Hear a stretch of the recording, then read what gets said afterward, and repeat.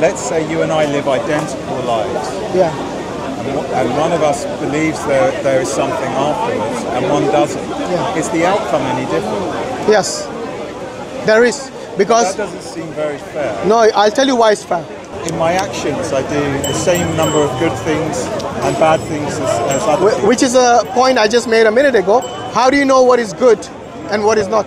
Well, like I said to you, because it's in us. Is good and bad subjective? Yes, I would say. Exactly. So what might be good for you might not be good for your brother or your wife. What might be bad for you might be good for them. See what I mean?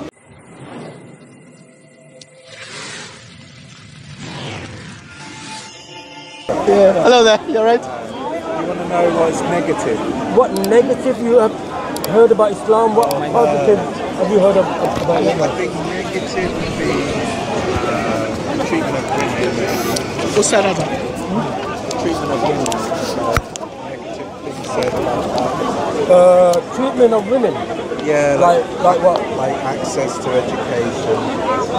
Yeah, but Islam doesn't forbid women to not be educated. Yeah, I mean, maybe this is more of a political thing than a religious thing. Are you talking about the Taliban? I'm assuming. Yeah, he was asking me if I've heard of anything negative. So, and I've heard that as a negative. Normally, hearsay is not a good thing, you know. Well, when you want to, I felt like I should answer the question. Yeah, of course, yeah. So, most people they go based on hearsay rather than looking at the sources of Islam directly, because you know, if I were to look at Christianity, I can hear a lot of things. But if I were to go based on just hearsay, then I would have I would be misrepresenting Christianity and its true teachings. Yeah. See what I mean? Yeah. So I would expect others to give the same kind of courtesy to Islam as well. Yeah, there's loads of negative stuff about Christianity too. Yeah. So what do you follow? Do you follow religion? Yeah. Okay. Why is that? I don't know if there's any real reason for that. Okay. So you don't believe in God? Or are you agnostic? Yeah, I just don't know. I guess that would be agnostic. Okay. So when I'm sure you and everyone else, whether you believe in God or not, we all believe that one day we're going to die. Yeah, I mean. Yeah. Yeah, I mean, that's pretty sad. Yeah, I know it's a bit of it's not a topic people would like to indulge in, but this is the reality. I think the only reality everyone can agree upon is that we are going to die one day. Yeah. Isn't it? Death rate's holding steady at 100%. Yeah, so it might be a morbid topic for many people, but we cannot ignore the reality, can we? So if I were to ask you... Well, you can ignore it, but it's going to happen anyway. Yeah, exactly. And if we all die, you know, and then we end up in our graves or wherever, you know, like they say, dust to dust, ashes to ashes. Yeah. And if that was the end of it, then neither you nor I have lost anything or have an issue with. But if there was an actual life after death, and there was God and there were angels and there was the consequences of our actions in this world, then should you and I not be prepared for that life after death? That's a difficult one, isn't it? I mean, or is it a risk you're willing to take? Yeah. And at what consequence? Yeah, it's a tricky one. Yeah, because you see, an intelligent person in this world would try to minimize the risk. Doesn't matter what area it is, whether you're, let's say, investing in a company or in the stock market or something else, you know, building a house beyond your means. Yeah, anything, you will try to minimize the risk. Yeah. That is the sign of intelligence, is it not? So why would you not look at the meaning of life, the reason of your existence, all these existential questions, and then try to say whether God exists or not, rather than just dismissing the idea? Well, I don't dismiss it. I just don't know if there's any way of knowing for sure. Yeah. So what you're saying is, even if you're in a position where you don't know for sure, if you work on the assumption there is, that is a less risky path to take, where the risk would be bad things would happen to you, were you not to respond to that possibility. So what is the worst thing you could do if you followed a religion? You would abide by the rules of that religion, but you're not like into any sort of negativity, are you? No, I mean, if it doesn't do any harm to anyone else. Yeah, but even that can be, there's obviously a context to, for example, do you believe in just war? Well, I don't know what that would be. Just. Do you think any war is justified? I think that's really difficult. Okay, maybe if I give you, Maybe not. maybe if I give you a context, you know when Hitler bombed England, Yeah. yes, should we fight him back? I don't know. It's a difficult. Or was that a wrong thing for Churchill and his army to do? Yeah, it's. What would you have done if you were in Churchill's place? Would you let him bomb your country and kill the women and children and the men? I think you've probably got a right to defend yourself. There you go. That's a just war. Well, I don't know. I mean, it has to be justified, obviously. There must be some context to any war. So if the context in the case of Hitler, where it's just dominance and greed and power, then surely he's not going to respect other people who don't want him to be dominating over them. Well, That's why he was called a dictator, you see? yeah, but you look at people like Gandhi, and they were also being dominated, weren't they? And Yeah. decided to take a non-violent approach. Yeah. And that was respected also. No, but the thing is, Gandhi did not get independence of India just by non-violence. There were other people. So he was like a broader spectrum of the people who worked towards independence. And Yeah. some of them use violence, some of them use non-violence. And both of them have their own valid reasons to justify what they did. If you were a Gandhi in the time of Hitler, then your nation would be destroyed. Does that help? Whom does it help? It helps Hitler. Hitler would prefer every leader in Europe would be like Gandhi, where they would say, you know, let fate take its course. Even if you had the means, you wouldn't defend yourself. You see what I mean? I do, but it's still difficult. It's not. It is, because if you look at history, nobody's able to subjugate another population. Yeah, but I'm not talking about unjust wars, remember? That's why I specifically use the term just. Yeah, but nobody can subjugate a people for a long period of time. But if you were a Gandhi, that's exactly what you'll end up with. Well, eventually, what seems to happen is the oppressors, they end up devoting so many resources to oppressing others. No, some of them, they steal the resources of other countries and continue topping up the resources. Like the way the colonialists did during the time when they were colonizing, like for example, England itself, when it was colonizing the world, what they did, when they ran out of resources, they stole other people's resources. For example, from Africa, from India, you know, all these places. Those people stopped, the resources were depleted, the people were raped and plundered. Guess what happened? A small country like United Kingdom, they ruled over half the world. Why? Yes, but Because of the point injustice. I'm making is eventually they don't. You can't do it for indefinitely. So you look at today's world, like the American Empire, or you look at the Roman Empire, eventually... Yes, every empire falls, I totally agree with that. So getting back to a just war, Yeah. if you're in a position where an oppressor is trying to subjugate you, but you know that in the long run they will not be successful, you're asking whether it's justified to go to war or not. I think that makes it more of a grey area, because... It's not actually. Well, you know... So how long are you willing to wait before you take action? That's more of a question.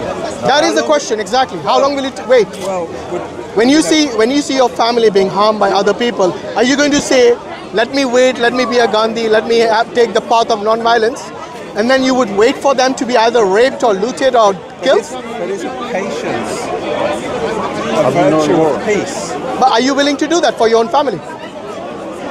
Well, I don't know that I would for my family. What would you do? Would you not defend them if you had the means? If anyone was attacking anyone... Exactly. You would not be a Gandhi at that time because it's now personal. Yes. You see what I mean? Yeah, What I'm saying is that if you were the leader of a country, the entire situation is personal to you and your people. So in that case, you will have to take some action. You can't just say, let fate take its course, because by then your country will be destroyed. Well, then your proposition is based on the lines of nationalism and No. nationality. My argument is still the same. Oppressors cannot be let to go free. They should be stopped And if people like you who are pacifists, the oppressors love people like you. You know why?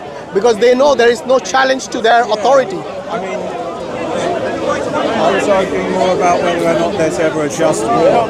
For me personally, I would say I could all be throughout quite- history we had just be wars. violent, you know. No, I'm not saying to be violent. I'm saying the first course of action should not be violence.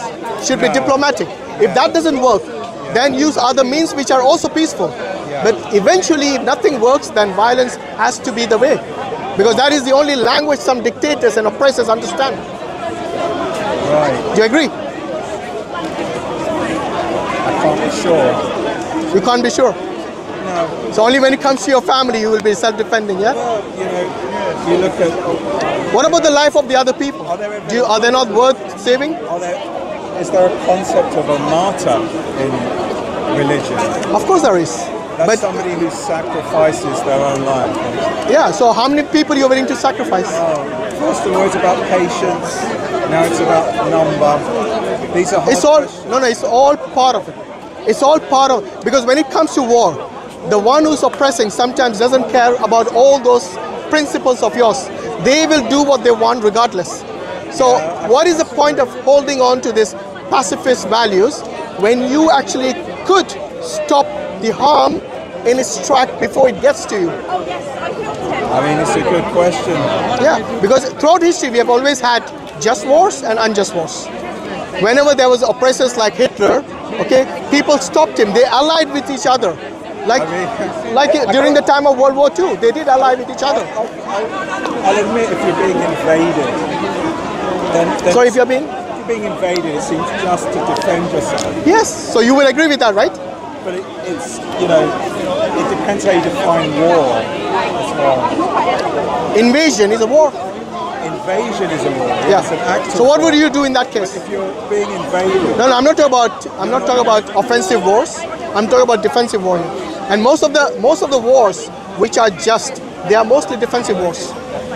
Most of them. Yeah. Yes? It comes down Do you to agree? So when somebody to invades you, definition. what would you do? Would you still be a pacifist? Well, Or would you tell the army, if you look take care of them? If you look at like the secular, you could say defending this country from the oppressor was just, but then, you know, Shall we come a bit closer because everyone is going through here? the firestorm in Dresden or the nuclear bombing of Hiroshima. Yeah. Those were going beyond the limits. And this is what Allah says in the Quran. Even, in fact, Allah says that even when you subdue your enemy, do not go beyond the means. Means do not exceed in the amount of violence you need to. So only what's necessary. So when you look at there's a very good example you brought up, Hiroshima and Nagasaki. Those were extreme because it completely annihilated and scorched the earth of all living things, including plants and animals. Okay? And this is something which is not the teaching from Islam. And that's the reason I say religion is important. English law. Yes. In English law, you have the right to defend yourself with Yeah. appropriate force. Yeah. So if somebody burgles my house, I can't shoot them in the head. That's right, yeah. So there has to be. It's like the law. Yeah, I totally agree with that law. In fact, there is nothing wrong with that, and it's in line with the teaching of the Quran. Yes, but you see, many times people have gone to war because they had no accountability to worry about, and these are mostly the atheists. If you look at Chairman Mao, okay, who actually did not care about any religion because he was an atheist, he killed millions. Yeah. Yes, But I mean, you can also look at Hitler. religious societies. Hitler didn't, as far as I know, Hitler didn't follow a particular religion. Say again? Like the Crusades. Yeah, the Crusades are a good example about a religious war that also went beyond the means. In fact, during the Crusades, they killed many Christians who didn't agree with their version of Christianity. Yeah. I mean, it's difficult. Yes, It's always over resources, really. yeah. But you see, one thing that might, give you some indication, like, yes, Crusades is a bad example about people who were religious and who went to war. But if you look at, for example, the Quran, and if you look at the action of certain Muslims, they also went beyond the means. That means they disobeyed the rules and regulations and the laws of the Quran, and they went against it. So sometimes the fear of God will stop them from stealing, from killing, from murdering, raping, whatever it is. the bad things which are prohibited categorically in, I would say, almost all religions, is something that even an atheist and agnostic would follow, because many of these are laws written in, for example, the English law. Many of them are written from the Bible. Well, I think they predate the Bible. No, I think the English law had in fact, even the American law, they had a lot of influence from the Bible. The human race, it makes sense. Except they took slaves. Yeah, but it makes sense that you don't kill your own people. You look at chimpanzees, they don't kill within their family. Oh, they do actually. But they kill between the group. No, they kill. Have you seen between chimpanzees? There's actually a combat amongst who is the most powerful, who is the leader worthy of taking as many females as possible. Well, so let's not compare ourselves to an animal world. It will just get even more uglier. No, I think we're very similar. Yeah. It will get more ugly. We tend to. Yeah. People don't tend to kill other people that they. Generally not. I agree, but there are obviously I think that's not cases out there. Before Islam, before Christianity, before anything, we already had that in us. Yeah. So this is where I'm saying why belief in God is important. Because I totally agree with the notion that you don't need to be religious in order to understand all these basic laws, like not to murder, not to kill, not to rape, not to steal. Yeah. And then I think they were that. But what I'm saying is that because sometimes accountability, it weighs heavy on their conscience. For example, if you were driving on the road and the speed limit was say 20 miles, and then you see, oh, there's no cameras, let me go 30 miles. Yeah. See, so if this is also human nature. If they can get away with it, they will try to. It's called the criminal mentality. Yeah. But not everybody. No, not really criminal mentality. But if you told me it didn't matter what the speed limit on the roads were, I still wouldn't drive 100 miles an hour. Yeah. The mentality of I'll get away, whatever I can get away with without consequence. By the way, that's how criminals. No, these are studies done by Oxford and other major universities, where they say that what will people do when they know that they are not being watched? And majority of the times during the experimentation, they have seen that people, if they can get away with it, they will try to. You don't need to be criminally minded to do that, by the way. No, but you also. This is human nature as well. Don't need to have a criminal mentality. You don't need to, yeah. If they can get away with it, they will. Yeah, but I mean, you can also not kill people without the need for there to be consequences. Yeah, I mean, but what I'm saying is that if the human nature is such that when they know they are being watched, then it is more. No, not some. This was, by the way, most studies which they have actually done, most of the time, majority of them will try to get away with it when they know that there is no accountability. I don't know about that. Yes. I mean, but anyway, let's get back to the question I asked you. Like, if there was a life after death, and you knew that you will be held accountable for the deeds in this world, and you don't know exactly what are the deeds which will give you the punishment, that maybe you think rejecting God is not something very high on your let's say use criminal mentality or something wrong as a wrongdoing, not very high in your scale. Yeah. But in the eyes of God, you and me, what we think is like high or low on the scale might not be the case. So if there is a life after death, and there is God, and there is a day of judgment, then what would you do? Well, let's say you and I live identical lives. Yeah. And one of us believes there is something afterwards, and one doesn't. Yeah. Is the outcome any different? Yes, there is. Because that doesn't seem very fair. No, I'll tell you why it's fair. For you to reject God with all these resources available to you, especially today in the age of information, then you will be held accountable on the day of judgment. Even if you and I lead the same life. Yeah, but no one can lead the same life. No, I'm saying. I tell you what, even if you had a twin brother, you wouldn't be leading the same life. No, so that is your hypothetical situation is not realistic. Yeah, but I mean. And by the way, when you say same life, so for me, I will actually be God conscious because I believe in God. Yeah. You, on the other hand, will not be God conscious because you reject God. But in my actions, I do the same number of good things and bad things as other things. Which is a point I just made a minute ago. How do you know what is good and what is not? Well, like I said to you, because it's in us. Is good and bad subjective? Yes, I would say. Exactly. So what might be good for you might not be good for your brother or your wife. What might be bad for you might be good for them. See what I mean? Like you may say it's a just war, and another person say it's not a just. My point exactly. Yeah. Right. So who is right then? There's who no decides? You see, that's why God comes in, because only He can be an objective judge without bias, to rule all of us justly and to give us a judgment which is fair and without bias and without injustice. But if you don't know what that is, that's the point. I'm telling you, if there was a life after death, remember the if. It's very important. But you don't know what is right. Sorry? You can't speak to that guy and you can't say this is a just war, this isn't a just. He did already. It's the Quran. It's a revelation of God. Yeah, I don't know about that. Well, what would you consider if you had a choice between the objective truth and a subjective truth? Which one will you pick? I don't think you can know the objective truth. You can there are ways to know. For example, if I were to ask you, where did the universe come from? There's no way of knowing. Give me a shot. There's no way of knowing if it. I know, but give me something that's rational and that is logical and it is objective, not subjective. Something cannot come from nothing. Very good. I agree with that principle. What else? It's a false question. How is it false?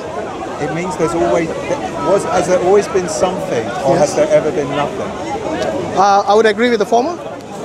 There's always been something. Yes. So when you say where it came from, it doesn't make sense. It does. It does. No. Why would you assume the universe is that something? It is something, but if there had ever been nothing. In fact, we have enough objective evidence that the universe began to exist at one point. So you think that? Not me. I'm talking about the scientists. Objective evidence, empirical evidence. So you're saying that something came from nothing? No, I'm not saying came from nothing.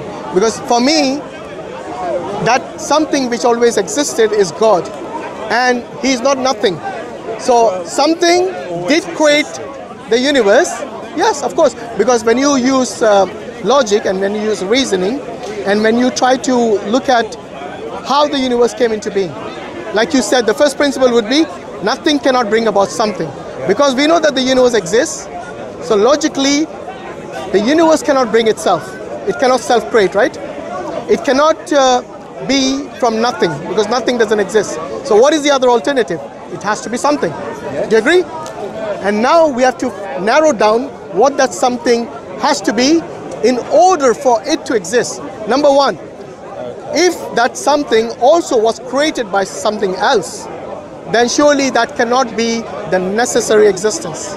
Yeah. Do you agree? I agree with that. Good. So what is the attributes of a necessary existence? The least number of qualities it should have in order for it to self-exist. Something that is unbounded. Absolutely, independent. Very good example. What else?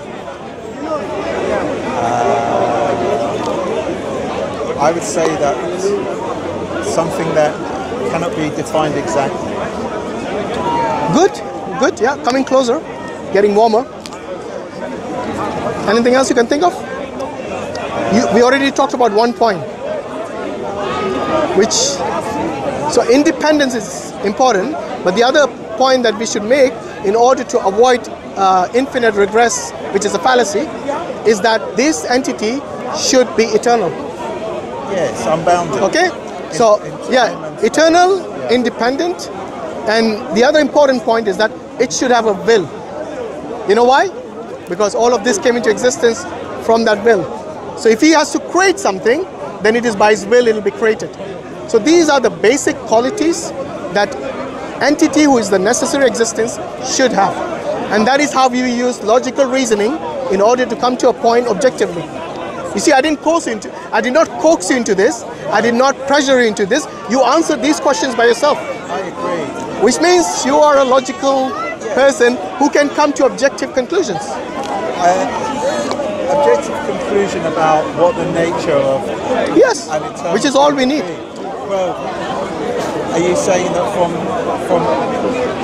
from that assumption, you can then form an objective from that assumption or from that logical reasoning, we can at least narrow down to the fact that the universe, number one, did not create itself. It did not come from nothing. Then the question was, where did it come from?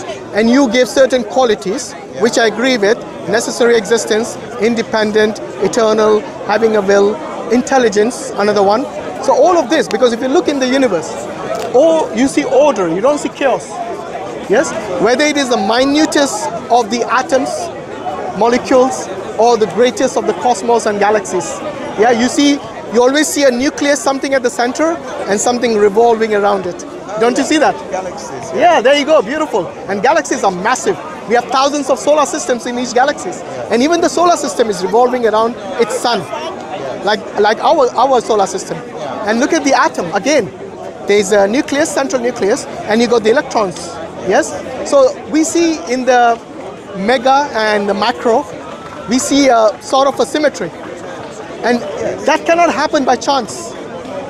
It is not an accident. If you look around the universe, we see order and we don't see chaos, because this shows organization. This shows intelligent design. This shows that there is someone up there who brought all of this into existence. And that's the reason I'm saying, my friend, if God is real, and by the way, we call it God, you can call it intelligent designer. I'm not going to stick to labels, because many people are uncomfortable using the term God, because it has got so many negative connotations out there that we'll be here all day if we're going to list it. So you can use whatever is convenient for you. Like, let's call him a designer. Let's call him the supernatural being. Yes?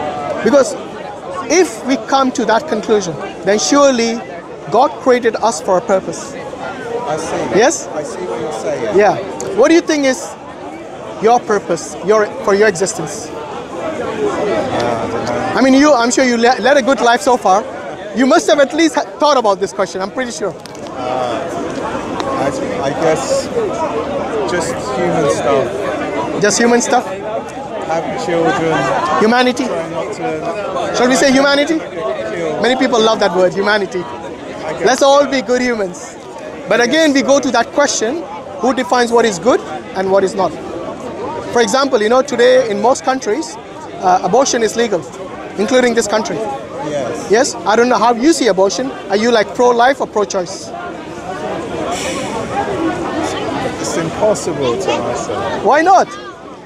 People pick sides all the time. I don't like it. Especially you don't like it, but you allow it? I don't think anyone likes it. You don't sound like Gandhi anymore. I don't think anyone likes it.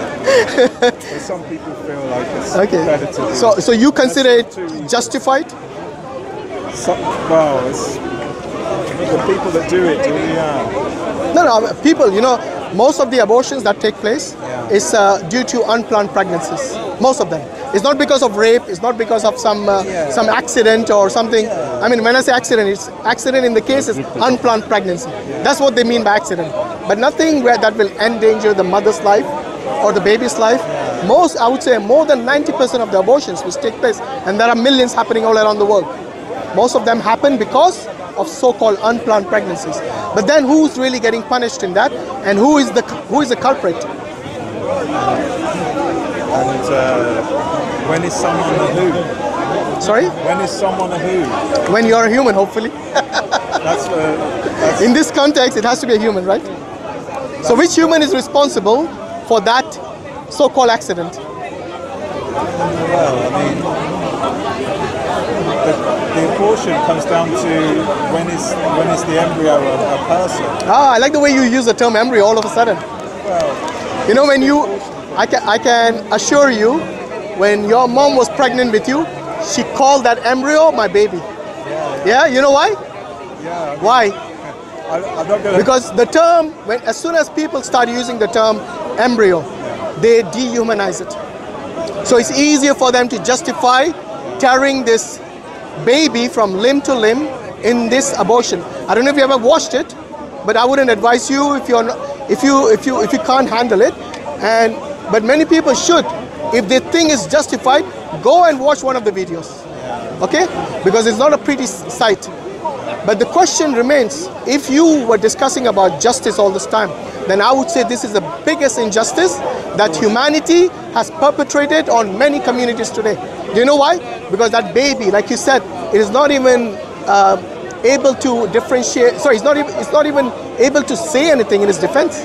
It's not able to differentiate about right and wrong. It's even beyond that. It hasn't got life as well, many times. See what I mean?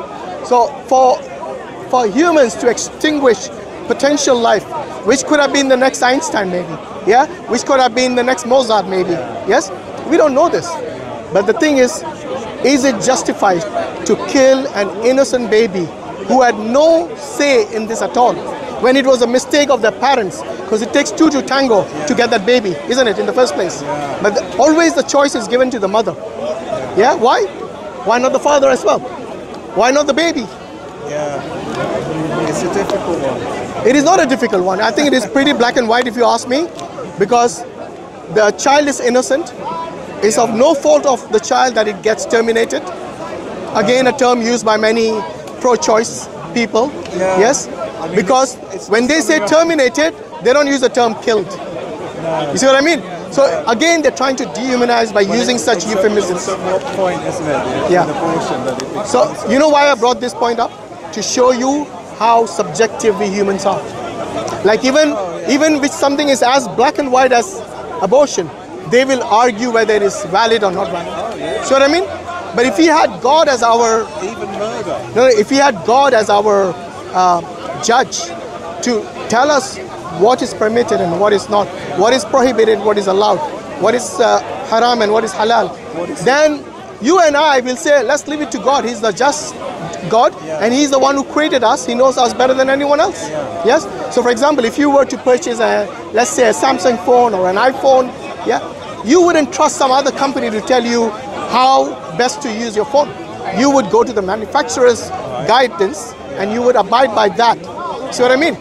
Because if some third party says, oh, this phone, which the handbook says, do not dip it in water, and the third person says, oh, just dip it in water. I've tried it myself. It doesn't do any harm. See what I mean? So if we were to So if you damage that phone, whose fault is it? So if you go back to like war, if most of the world's most dangerous drug is manufactured in one country, and you decide that you'd like to control the supply of that drug, and so you invade a country like the Russians did in Afghanistan, the Americans. Do you think the Russians invaded for drugs? Yes, Afghanistan is always about the world's heroin supply. Wait a minute, it was the Taliban who stopped the heroin supply. No, I mean, it's about controlling it. We had wars with China over the same thing. We're flooding. The opium wars? Opium wars. These are modern opium wars. You know, is it justified to... By the way, do you know the backstory of the opium war? Yes. I mean, it's British Empire flooding China with opium. Why? But why did they do that? Well, I'll tell you the backstory if you don't know. It's subjugation or... No, even before that. The Chinese, when they were trading, yes, they are the Silk Road. So they had trade all over the place. When the English brought them goods, they said, we don't need any of this, we have all of it. So now they, when they can't do it legal way, they try an illegal way, and that is where they tried to bring opium to trade with them. And when the Chinese became addicted to it, the government took action, and that is when the war took place. Okay? So, as always, we see injustice happening, okay? And we do not consider that to be a just war. We consider that to be oppression. Doesn't matter what form it takes. The supplying the opium was unjust. So if you have a country that is supplying the world's opium, it's just to invade it and occupy it. No, it is. I think instead of you, like for example, when I think the war in Nicaragua, or the Americans send their armies, most of it is for regime change. I don't think they care about the drugs or something. That might be like it might be a smoke screen they use, but most of the time it is for power, greed, regime change. The smoke screen is Taliban and all this bullshit. The real reason is to control the opium. It's the same with the war in Iraq. It's to control oil. Yeah, again, I mentioned greed. But it's so always... This comes under greed. So it might be invasion because of greed. The because you can decide what is an objective truth from this objective being. Yeah. But would the Quran have said that's justified to invade that country? And No, I don't think the Quran says it is justified to invade anyone. But when you're talking about in the time before the United Nations was formed, before we had nation states, at that time it was a rule of empires. Yeah. Okay? Well, I'd say it still is, yeah. Yeah, to some degree it is. But today we have more solid borders today. So you can't just walk into somebody's country and hoist your flag and say, this is mine. See what I mean? They tried, but it hasn't worked. No, Yes. I mean, I'm sure today Russia is trying that. Okay? And according to the Ukrainians, this is wrong. According to the Americans, this is wrong. But then when the Americans do it themselves in other countries, when Britain does it in Argentina, the Falkland Wars, remember? Yes? That is somebody else's country you're invading. well, no. I mean, Even nowadays, after the nation states, you're right, they still are doing it. But who is doing this? These are the permanent members of the United Nations who have the veto power. So when they do it, they just veto it. When somebody else does it, they also veto it, but not in their favor. And that is the balance that has been unfair today. Even the so-called United Nations, it submits to the powerful empires, the first world countries. Okay, and that too based on, like I said, I would say the United Nations should be renamed to United States because they fund it, they control it, and whenever there's something happening that goes clearly against the resolutions of the United Nations, like for example the illegal settlements in Palestine, they will just veto it. When they know that the United Nations, the reason it actually implemented, it wanted to implement the resolutions because it considered that to be oppression, that to be wrong. But guess what? America will just veto it. Why? Because they have their own vested interests. Yeah, and that is exactly the point I'm trying to tell you, that when it comes to belief in God, yes, you as someone who is agnostic, yes, you have to realize that subjectivity is going to rule your world. But then it's going to cause chaos at the same time, because then you'll always be questioning, why should I consider that person's right to be right and not wrong? Why should they not consider my right to be the truth? So when you say something is good, why do they not believe that what I'm saying is good? See what I mean? There'll always be this struggle of will and power. Yeah. Oh, they've been waiting for you, no problem. What's your name? Dave. Dave, very nice meeting you. And hopefully we'll get to chat some other time. Yeah, take care. Nice speaking to you. Yes. May Allah give Dave Hidayah. Jazakallah khairan. Assalamu alaikum wa rahmatullahi wa barakatuh.